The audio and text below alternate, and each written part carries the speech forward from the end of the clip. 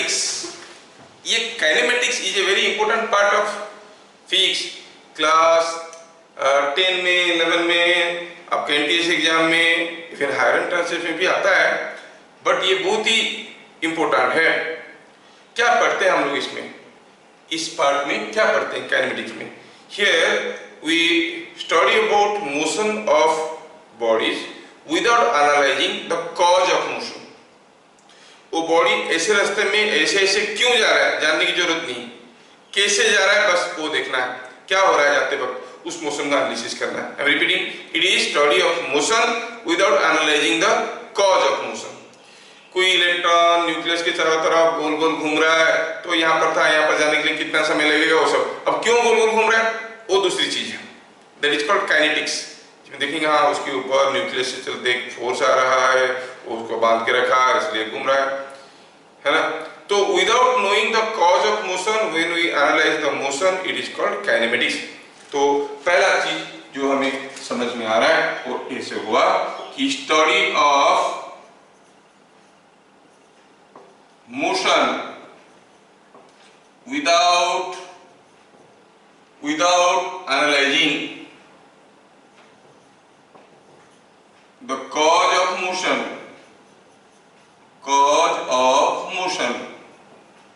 is called study of kinematics।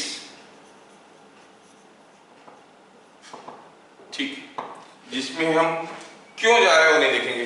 दिया जाएगा particle was moving in a path like this, तो यहाँ से यहाँ तक जाने के लिए कितना समय लगेगा, या फिर यहाँ से यहाँ पर जाने के बाद उसका स्पीड कितना होगा। अगर आप ये पूछने बैठोगे इस रास्ते में कैसे गया, वो आपका सोचने की जरूरत नहीं, जो दिया गया उसको एक्सेप्ट करो, फिर एनालिसिस करो मोशन कैसा हुआ। कॉज ऑफ मोशन का एनालिसिस नहीं करना है। और मैकेनिक्स में पढ़ेंगे आगे कॉज ऑफ मोशन को भी हम लोग पढ़ेंगे। So we are analyzing the motion in 2 parts. अच्छा, दूसरा हुआ, पहले हम कुछ टर्म्स यहाँ पे की टर्म्स डिफाइन करते हैं। Position of a body, position of a body with respect to a reference is defined as a vector whose tail is at reference and head is at the position of concern or at the position of the body। हम technically क्यों develop कर रहे हैं, क्योंकि आगे इसी को use करके मैं दूसरे चीजों को डिफाइन करने की कोशिश करूंगा। तो usually when nothing is mentioned we take the origin of coordinate system as reference.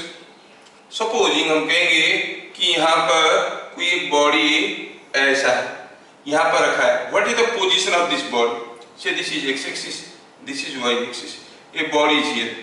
तो position of this point with respect to a reference, when nothing is mentioned we take the origin of the coordinate system as reference. With respect to this reference is given by a vector whose tail is here at the reference and head is here। कहने का मतलब हुआ, अगर हम कहेंगे कोई body कहाँ पे है, at the position X Y, तो ये जो वेक्टर को हम देख रहे हैं पोजीशन वेक्टर, सपोज ये पॉइंट ए है, position vector of point A, उसका x कंपोनेंट कितना होगा, x, y कंपोनेंट कितना होगा, y। तो इसका मतलब position vector of any point X Y is X I cap plus Y J cap. ये आप जानते हो, है ना। तो ये अंडरस्टूड व्हाट इज पोजीशन। ठीक है, धीरे धीरे से हम लोग सारा टर्म को डिफाइन करने की कोशिश करते हैं। अच्छा, कब कहेंगे कि कोई बॉडी रेस्ट में है या फिर मोशन में है? कोई बॉडी रेस्ट में है कब कहेंगे? कोई बॉडी रेस्ट में है जब हम कहते हैं we say about certain span of time, ये समय तक वो रेस्ट में था।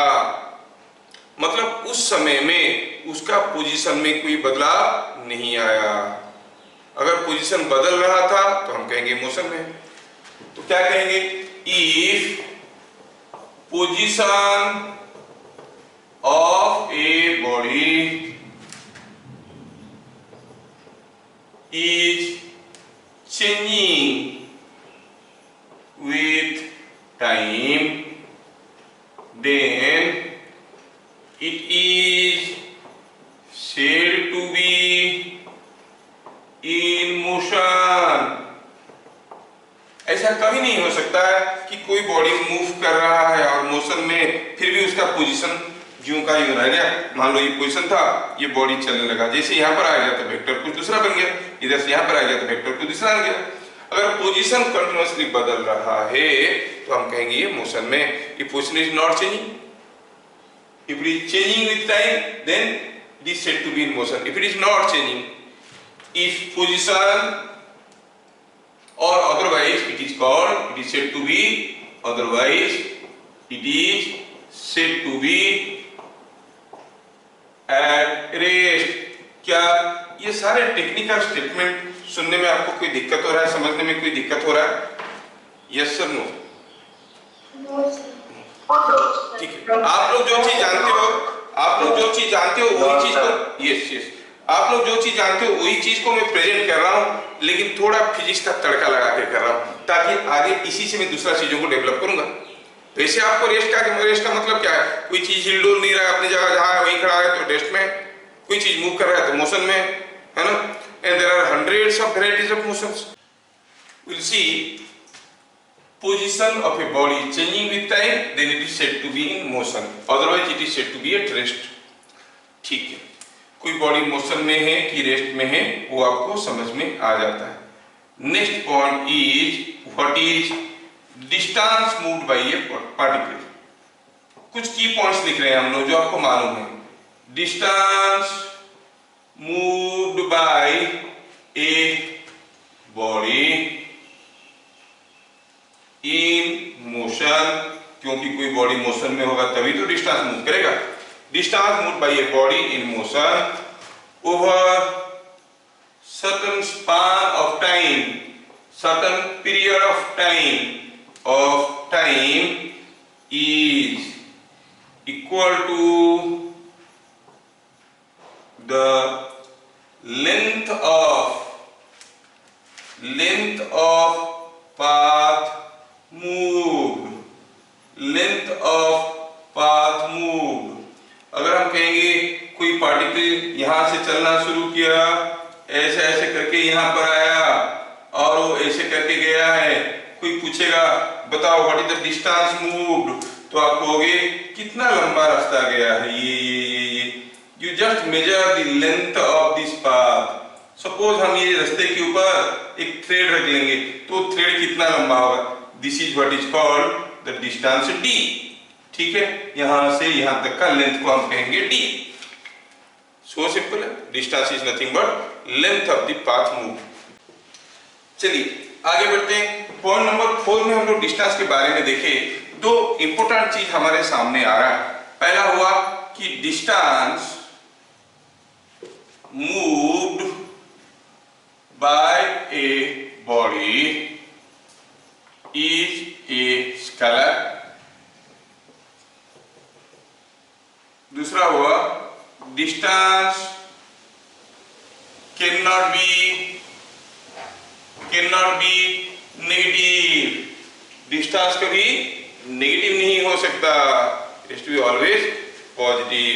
कोई बॉडी एक नेगेटिव डिस्टेंस गया है वो हो नहीं सकता। तो डिस्टेंस के बारे में ज्यादा जानकारी देने की कोई जरूरत नहीं, आपको समझ में आ रहा है। It is geometrical length moved, ठीक है, length of the path moved, है ना।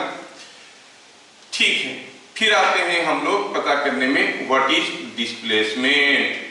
यहां पर एक टर्म आता है डिस्प्लेसमेंट। इस चीज को समझने की कोशिश करो। डिस्प्लेसमेंट ये एक वेक्टर है। पहला चीज क्या है, for a body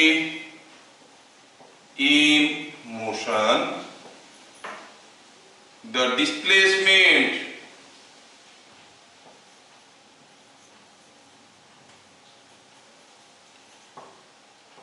between or in a time interval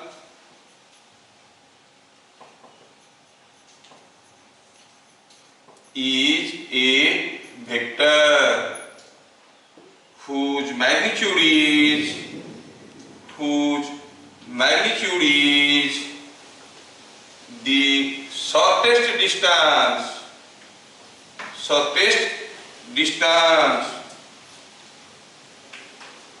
whose magnitude is the shortest distance between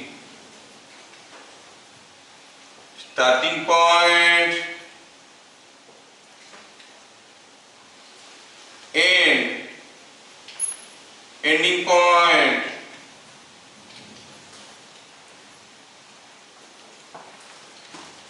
ठीक है, and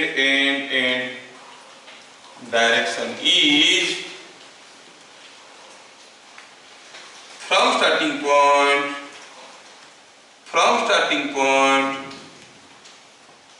to ending point.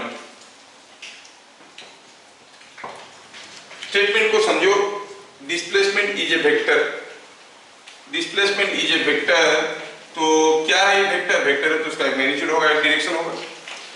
कोई बॉडी अगर ऐसे करके गया है, इधर आके पहुंचा है, ये हो गया उसका स्टार्टिंग पॉइंट, यहाँ पर आके पहुंचा है, ए से स्टार्ट किया, बी पे पहुंच गया। बोला कि what is displacement over the certain interval of time, तो आपको it's a vector whose magnitude is shortest distance between A and B। अब देखो A और B के बीच में ये तो डिस्टेंस मूव हुआ है, लेकिन मिनिमम डिस्टेंस कितना है? मिनिमम डिस्टेंस ये है। और स्टार्टिंग पॉइंट से एंडिंग पॉइंट की तरफ अगर हम एक वेक्टर इंडिकेट करते हैं, उस वेक्टर को कहेंगे डिस्प्लेसमेंट वेक्टर। तो डिस्प्लेसमेंट ये वेक्टर जिसको ग्राफिकल फॉर्म में आप ऐसे दिखा सकते हो, जिसका टेल रहेगा स्टार्टिंग पॉइंट पे, head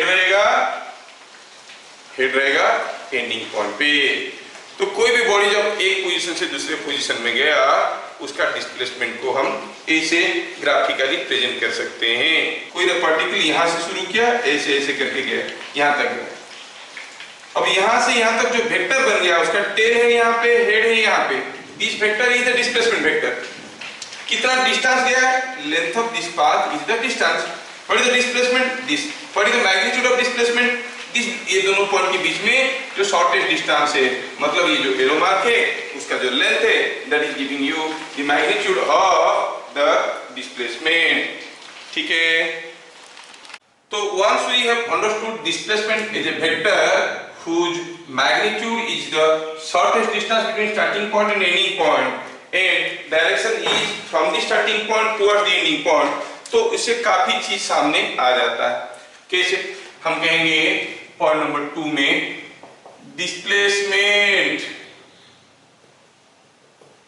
is also defined as, मैं टेक्निकली लिखने की कोशिश कर रहा हूं, defined as the change in position vector of a particle, position vector of a particle. कोई पार्टिकल का पोजीशन बदल रहा है तभी डिस्प्लेसमेंट होगा। फॉर एग्जांपल, सपोजिंग हम कहेंगे कि कोई पार्टिकल यहाँ पे था, कहाँ पे? जिसका पोजीशन वेक्टर था से p at A was the position vector, this point was A। वो पार्टिकल ऐसा रास्ता करते हुए यहाँ पर आके पहुंचा, कहाँ पे पहुंचा? At point B। Now its new position is this is position vector B। क्या आप कहेंगे उसका पोजीशन बदल गया? हाँ भाई बदल गया, पहले तो इधर को था, अब इधर पर, पहले इतना था, अब इतना है, तो पोजीशन वेक्टर है चेंज। अच्छा, as for your understanding good, what is the displacement? ये स्टार्टिंग पॉइंट था, यहां से यहां पर आया है, तो ये हो गया डिस्प्लेसमेंट। अब देखो तो PA PB में क्या रिलेशन हम देख सकते हैं। If you make use of triangle law, PA and S are in order। Listen first, गलत भी बोलोगे ऊपर चढ़ के बोलोगे। PA and S are in order, PB is in reverse order, है कि नहीं? PA and S are in order, PB is in reverse order, तो हम क्या कहेंगे? By triangle law, PA plus S is equal to PB, तो S जो displacement है वो क्या हो गया? PB minus PA, that is change in position vector, that is equal to final position vector, final position means position vector, minus initial position vector। तो हमें अभी क्या मिल रहा है? देखो मिल गया कि जो डिस्प्लेसमेंट है that is again in terms of vectors, हमें समझ में आ गया। कोई पार्टिकल का इनिशियल पोजीशन मालूम है, फाइनल पोजीशन वेक्टर मालूम है। पोजीशन वेक्टर मतलब position with respect to a point on its surrounding, ठीक है? तो चेंज इन पोजीशन हो गया आपका डिस्प्लेसमेंट, ठीक है? चेंज इन पोजीशन मतलब final minus initial, PB minus PA, that is what is written here. अच्छा, ये बात है। अगर ये चीज हमें समझ में आ गया तो थोड़ा और एनालिसिस करेंगे। क्या हमें ऐसा कोई मोशन दिख रहा है जहां पर डिस्टेंस जितना मूव हुआ है डिस्प्लेसमेंट भी उतना ही मूव हुआ है? ऐसा कुछ मोशन हो सकता है? सोचो तो, सोचो कि कोई बॉडी ऐसे एक रास्ते में जा रहा है, ठीक है? काफी लोग इसको तुरंत क्या बोल देते हैं? For motion along straight line. देखो तो कोई बॉडी अगर स्ट्रेट लाइन में मोशन कर रहा है तो क्या उसका distance moved and magnitude of displacement बराबर होगा? नहीं। थोड़ा ध्यान से देखो, अगर कोई पार्टिकल ऐसे गया फिर ऐसे वापस आया, it is still moving along a straight line, लेकिन distance moved is more, displacement is less. तो डिस्टेंस मैग्नीट्यूड और डिस्प्लेसमेंट मैग्नीट्यूड दोनों बराबर कब होंगे? When a particle is moving in a fixed direction, अगर उसका डायरेक्शन ऑफ मोशन नहीं बदल रहा है, जिसको हम कहेंगे यूनिडायरेक्शनल मोशन।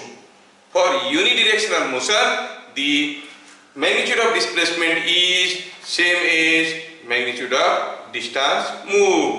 तो लिखेंगे for unidirectional motion, for unidirectional motion, magnitude of displacement, for unidirectional motion magnitude of displacement is same as distance moved।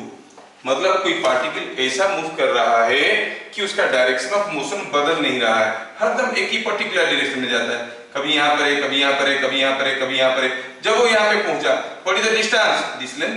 What is the displacement? ये वेक्टर का मैग्नीट्यूड। अब ये वेक्टर का मैग्नीट्यूड क्या है? ये लेंथ।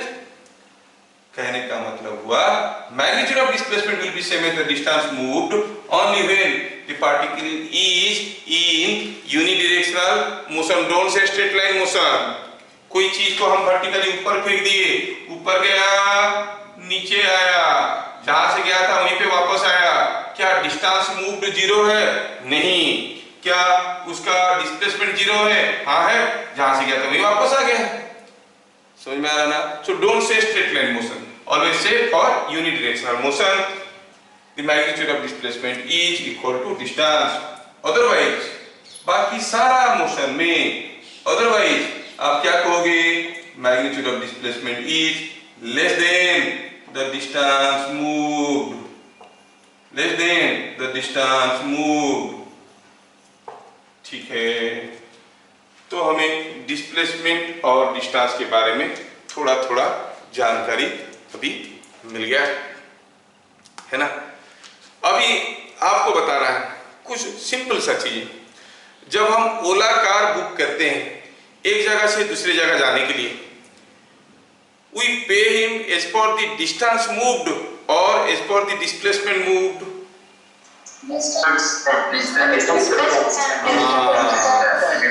मतलब हम डिस्टेंस के हिसाब से देते हैं, डिस्प्लेसमेंट के हिसाब से देंगे तो बोलेंगे चलो घुमा के ले आओ, वो घुमा के लाके घर में छोड़ देगा, घर में छोड़ देगा तो डिस्प्लेसमेंट क्या हुआ, जहां से गए थे वहीं वापस आ गए, तो डिस्प्लेसमेंट जीरो है, पैसा क्या है? तो फिर आपको बोलोगे, हाँ उसको बोलोगे कि तुम मेरे तो डिस्प्लेसमेंट जीरो है, तुमको पैसा क्यों देंगे? ऐसा नहीं, डिस्टेंस मूव के लिए दे रहे। अच्छा बताओ, कोई आदमी अगर राउरकेला स्टेशन से जाता है हावड़ा स्टेशन, कोई ये 3 दोस्त है, एक फ्लाइट में जाता है, दूसरा कार में जाता है बाय रोड, तीसरा बाय रेल जाता है, ठीक है, किसका डिस्प्लेसमेंट सबसे ज्यादा होगा?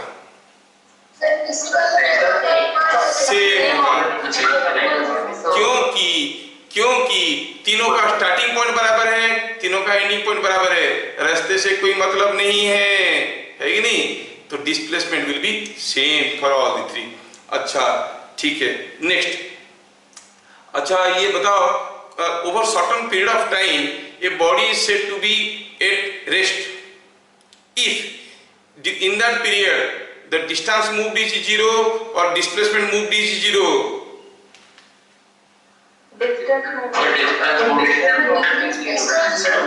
यस, मतलब आप लोग सोच पा रहे हो, अगर हम कहेंगे with in certain span of time displacement moved is zero, तो रेस्ट में है, नहीं हो सकता है घूम फिर के वापस आ गया है ना? जैसे टीचर क्लास से गए, आप तुरंत निकले, कॉरिडोर में एक चक्कर लगा के क्लासरूम में आके बैठ गए, टीचर को डिस्टेंस और डिस्प्लेसमेंट में फर्क नहीं पड़ता है, वो आए देखे हाँ ये बच्चे तो जहां थे वही हैं, मतलब उसका डिस्प्लेसमेंट जीरो है, मतलब बच्चे सब अपनी जगह बैठे हैं, कहीं नहीं गए हैं, ऐसे कह सकते हैं क्या? नहीं, आपका डिस्प्लेसमेंट जीरो होने का मतलब नहीं है कि आप रेस्ट में हो, डिस्टेंस मूव्ड अगर जीरो है तो आप कहोगे क्या? रेस्ट में हो। तो मतलब you are able to analyse the difference. क्या ऐसा हो सकता है कि कोई बॉडी का डिस्टेंस मूव्ड जीरो है लेकिन डिस्प्लेसमेंट इज नॉट जीरो?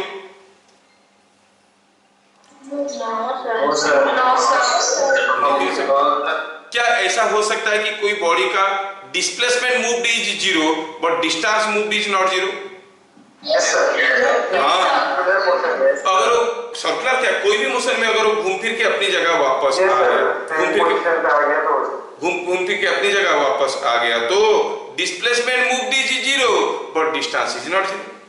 मतलब आपको जो बेसिक चीजें हैं वो समझ में आ गया है डिस्टेंस और डिस्प्लेसमेंट के बारे में। अच्छा, क्या कोई बॉडी का डिस्टेंस कभी नेगेटिव हो सकता है? डिस्टेंस मूव कभी नेगेटिव हो सकता है? नहीं, because it is the length and length can not be negative. क्या कोई बॉडी का डिस्प्लेसमेंट कभी नेगेटिव हो सकता है? जैसे एग्जांपल में देता हूं, a particle moves -20 metre towards east, मतलब 20 मीटर टुवर्ड्स यस, तो इसका मतलब हुआ डिस्प्लेसमेंट नेगेटिव हो सकता है, डिस्टेंस नेगेटिव नहीं हो सकता है। और बाकी काफी सारे चीज हम डिस्टेंस और डिस्प्लेसमेंट के बारे में देख लिए, ठीक है। Questions are so simple, everyone of you should be able to do. पूछा है particle is moving in a circle, find the ratio of the displacement to distance moved after half revolution and after 1.25 revolution। मैं solution यहाँ पे करता हूँ, question number 1 का solution यहाँ पे करता हूँ।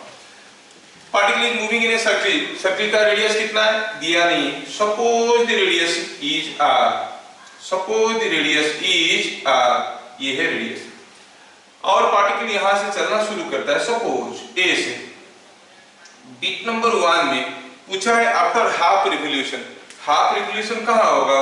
वो डायमीट्रियली ऑपोजिट पॉइंट पे होगा, यहाँ पे होगा, दिस इज हाफ रिवॉल्यूशन, है कि नहीं? तो क्या बता सकते हैं हम, क्या हुआ डिस्प्लेसमेंट यहाँ से यहाँ तक का डिस्टेंस? अगर रेडियस r है तो डिस्प्लेसमेंट हो गया 2r। और what is the distance moved? Distance moved is length of the path move, पूरा सर्किल का लेंथ होता है 2πr, ये उसका आधा होगा πr। रेशियो निकालना क्या बड़ी चीज है, कोई भी निकाल सकता है। तो आप कहोगे यहाँ पे magnitude of displacement is 2r and the distance moved is πr, you can find out the ratio. Now think for bit number 2। Bit number 2 में you are asked to find out the ratio after 1.25 revolution, 1.25 revolution. अच्छा ऐसा है क्या, चलो थोड़ा देखते हैं। ये है सर्किल, यहाँ से कोई चलना शुरू किया, 1 रिवोल्यूशन के बाद पूरा वहां पे वापस आ गया। 0.25 मतलब 1/4 रिवोल्यूशन मतलब यहाँ पर, तो ऐसे एक बार घूम के यहाँ तक आया है, तो हो गया 1.25 रिवोल्यूशन। ठीक है, तो डिस्प्लेसमेंट क्या हुआ, हम तो डिस्प्लेस रेडियस को आ गई है ना, और ये 0.25 रिवोल्यूशन मतलब 90 डिग्री है, तो डिस्प्लेसमेंट का मैग्नीट्यूड क्या हुआ, that is the shortest distance between this two points. ये r है, ये r है, तो ये हो गया r² whole root over e√2r। और डिस्टेंस सिंपल है भाई, एक बार घूम के आने में जाता है 2πr। 1.25 टाइम्स घूम के आया है, कितना दूर जाएगा, 1.25 into 2πr, that is equal to 2.5r, 2.5πr। So once you know S, once you know D, you can easily find out the ratio. Yes, ratio आसानी से निकल गया। ठीक है, क्वेश्चन नंबर 1 में किसी को कोई भी शक नहीं है, कोई डाउट नहीं है, सब कुछ समझ में आ गया। बस खाली सत्यम सामल अपना माइक्रोफोन को ऑफ करना भूल गया, बाकी सब तो ठीक है, बढ़िया। तो ये हो गई हमारे बात। Now question number 2, A particle moves along a circle of radius r। कितना सिंपल है देखो तो, सॉल्यूशन नंबर 2 का, इसके सॉल्यूशन यहाँ पे कर रहे हैं। कोई पार्टिकल सर्कुलर पाथ में जा रहा था, इसका रेडियस कितना था, r था, पार्टिकल सर्कल का रेडियस r था। बोल रहा है कि जो पार्टिकल ऐसा गया, find the displacement of particle after it rotates by an angle 60 degree about the centre. मतलब जब वो यहाँ से यहाँ पर आ गया था, वो सेंटर में कितना एंगल घूम गया है, 90 डिग्री। लेकिन क्वेश्चन में दिया है जब वो 60 डिग्री घूम गया होगा, मतलब ये एंगल होगा 60 डिग्री, तो उसका डिस्प्लेसमेंट कितना होगा। अरे अगर ये आर है, ये आर है, दोनों एक बराबर है, तो ऑब्वियसली ये भी इक्विलेटरल ट्रायंगल हो गया कि नहीं हो गया, so displacement will be equal to r. तो आप कहोगे here magnitude of displacement will be equal to r, क्योंकि एक इक्विलेटरल ट्रायंगल हो गया कि नहीं हो गया, when it is 60 degree. Yes sir, ये कितना सिंपल है, तो ये कितना सिंपल हो गया, क्योंकि ये आर है, ये आर है, ये दोनों बराबर है, ये 60 डिग्री है, तो ऑब्वियसली ये दोनों एंगल बराबर है, मतलब इक्विलेटरल ट्रायंगल हो गया, so this must be equal to r. बाकी रह गया क्वेश्चन नंबर 3, जिसका आंसर सबको आता है। क्वेश्चन नंबर 3 का आंसर सबको आता है, तो देखते हैं। A ball was thrown vertically up from a roof of height 20 meter. The ball goes up to a height 5 meter above roof and falls to the ground. Find the total displacement and total distance. ये question तो बहुत ही simple हो गया, आप लोग तो इसके लिए काफी बड़े बच्चे बन गए, फिर भी कर लेते हैं। कोई बॉल को यहाँ से फेंका गया, कहाँ से, छत से। छत कितना हाइट पे था, 20 मीटर हाइट पे था। बॉल को कितना जोर से फेंके, ऐसे फेंके कि ये छत से ऊपर गया 5 मीटर, तो डिस्टेंस मूव्ड, ऊपर गया 5, फिर नीचे आया 5, फिर जमीन पे गिरा 20, so it is coming out to be 30 meter. And what is the displacement? Starting point से minus 20. So 20. अरे why to write minus? If you want to write the direction in terms of I cap, J cap, तो -20 लिखोगे, नहीं तो लिखोगे 20 metre. Why minus?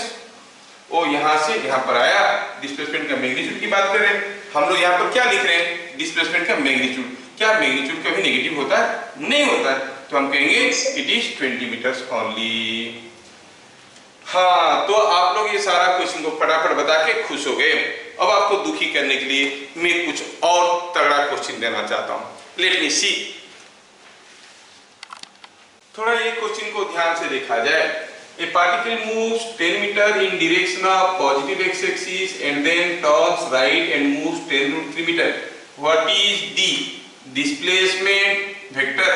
Find the magnitude of displacement. Solution to number 4. ये हमारा x-axis है, ये y-axis है। कोई पार्टिकल 10 मीटर गया in the direction of positive x axis and then turns right, मतलब नीचे की तरफ कितना दूर गया 10√3 मीटर, तो ये हो गया उसका डिस्प्लेसमेंट। ये सबको समझ में आया, लेकिन वेक्टर फॉर्म में पूछा तो क्या कहेंगे, displacement vector is 10 in the direction of positive x axis and something in the direction of positive y axis. How much in the direction of -10. yes minus 10√3 in the direction of positive y axis। ऐसे लिखने के बाद लिखो metre. Magnitude of displacement क्या हो जाएगा, 10 का square plus is equal to 20 metre. Question number 4 कितना आसान था, आप लोग कर लिए। इसमें क्या हुआ, the displacement is 10 in the direction of positive x axis and something in the direction of positive y axis, लेकिन ये नीचे गया है 10√3 in the direction of negative y axis, मतलब -10√3 in the direction of positive y axis, तो ये लिखें 10 in the direction of positive x axis and -10√3 in the direction of positive y axis, और s का भी वैल्यू मिल गया। Number 4 कितना आसान था, आप में से हर कोई कर लिया। अब number 5, let me do number 5। Number 5 में क्या दिया है सॉल्यूशन, देखो ध्यान से देखो। हियर इज ए रिंग जिसका रेडियस r है और ये रोल कर रहा है, अच्छा रोल कर रहा है, rolling on a horizontal floor, roll कर रहा है मतलब घूमते घूमते आगे जा रहा है, ठीक है। जब तक ये एक बार पूरा घूम लेगा वो कहीं यहाँ पे आके पहुंच गया होगा और उसका जो लोएस्ट पॉइंट है वो फिर से लोएस्ट पोजीशन में आ गया होगा। मान लो कि ये पॉइंट है P, तो ये पॉइंट P में आ गया फिर से। क्या आपको मालूम है कि अगर इसका रेडियस r है तो एक बार घूमने में ये कितना दूर गया होगा, क्या आपको मालूम है कितना दूर गया होगा, 2πr। ये समझ में आ गया, ये समझ में आ गया कि 2πr गया होगा। नाउ बोल रहा कि जब ये हाईएस्ट पॉइंट में पहुंचा होगा, सोचो ये रिंग घूमते हुए जा रहा है, ये जैसे घूमते हुए आगे जा रहा है, ये पॉइंट धीरे धीरे ऊपर जा रहा है फिर नीचे आ रहा है। जब ये पॉइंट हाईएस्ट पॉइंट में होगा, कुछ यहाँ पे होगा, ऐसा होगा पोजीशन P यहाँ पे हो गया है। जब वो पॉइंट हाईएस्ट पोजीशन में होगा, क्योंकि उसका मोशन कैसा हुआ होगा, ऐसा ऐसा ऐसा ऐसा ऐसा ऐसा ऐसा ऐसा ऐसा, है ही नहीं। जब ये हाईएस्ट पोजीशन में है उसका डिस्प्लेसमेंट कितना होगा, लेकिन पहले क्या बता सकते हो, ये डिस्टेंस कितना होगा, अगर ये पूरा था 2πr, ये डिस्टेंस कितना होगा, तो डिस्प्लेसमेंट कितना होगा, क्या होगा displacement, displacement will B yes πr का स्क्वायर 2r का स्क्वायर 4√r। क्या मैं सबको समझा पाया?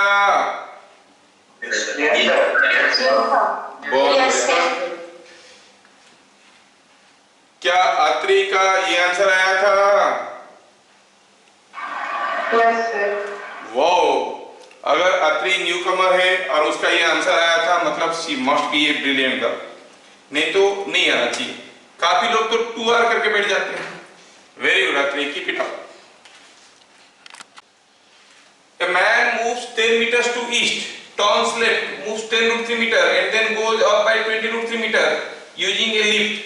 What is the total displacement of the man? Solution is so simple. कोई आदमी, चलो सोचते हैं जो होगा अभी आपको पता चल जाएगा। अभी देखो ये गया 10 मीटर टू ईस्ट, फिर गया 10√3 मीटर, 10√3 जाने के बाद फिर लिफ्ट लेके ऊपर गया, ये गया कितना 20√3 मीटर ऐसे। तो पहले हम ये डिस्टेंस पता करते हैं, हम इसको लिखते हैं a, इसको लिखते हैं b, तो ये हो गया a square plus b square का रूट ओवर, और ये मान लो हो गया c। तो यहां से यहां तक का डिस्प्लेसमेंट कितना होगा, a square plus b square का स्क्वायर, a square plus b square का रूट ओवर का स्क्वायर प्लस c स्क्वायर। नहीं, ये देख के पता चल रहा है, अगर ये a हुआ, ये b हुआ, ये मान लो ये c हुआ, पहले वो 10 मीटर गया ईस्ट की तरफ, पहले वो ए गया ईस्ट की तरफ, बी गया नॉर्थ की तरफ, देन लिफ्ट पकड़ के सी गया। हमें चाहिए यहां से यहां तक का डिस्प्लेसमेंट, ये वाला डिस्प्लेसमेंट चाहिए। कैसे कैसे हम ये निकाल देंगे, इन दोनों को यूज करके पाइथागोरस थ्योरम से ये निकल गया। अब इसके साथ इसको यूज करेंगे, ये सी है तो ये डिस्टेंस निकलेगा। तो हम क्या कहेंगे, displacement a square plus b square का रूट ओवर का स्क्वायर प्लस सी स्क्वायर का root over, that is a square plus b square plus c square का रूट ओवर, दैट इज 10 का स्क्वायर 10 रूट 3 का स्क्वायर प्लस 20 रूट 3 का square, 10 का square 10 root 3 का square plus 20 root 3 का square.